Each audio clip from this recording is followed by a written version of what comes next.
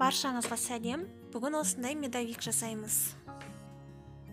Ең алдымен әсел мен сары майымызды отқа ерітіп аламыз. Еріп көпіршіктер пайда болған кезде бір қасық сода саламыз. Отты бірден өшіріп, біраз араластырамыз. Енді ыдысымызға құйып, ішіне жұмыртқаны біртіндеп салып араластырамыз. Смесіміз сәл суыған күтеміз, немесе жұмыртқамыз пісіп кетеді. Жақсылап араластырып аламыз. Енді ұнымызды біртіндеп саламыз.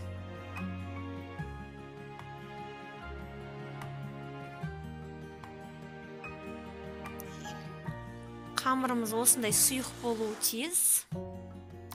Енді дайындаған пергаментімізді сызып алып, осыны 2 қасықтан салып шығамыз.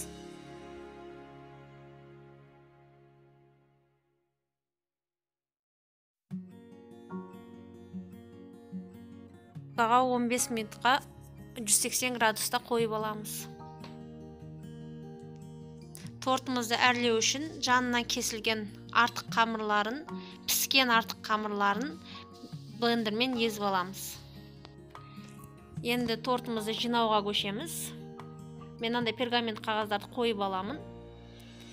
Енді әр қоржымызға кремімізді жағып жинаймыз. Мен бұл жерде кәдімгі крем чизді қолдандым. Сіздер кез келген крем қолдансаңыздар болады.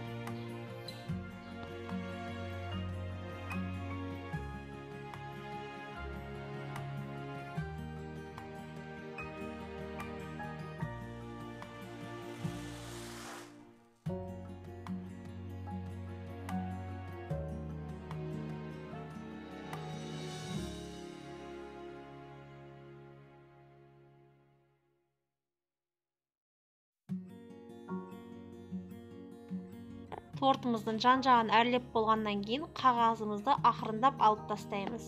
Сол кезде тортымыздың жан-жағы тап-таза болып шығады. Өзіміздің қалауымыз бойынша сәндейміз. Медовик дайын.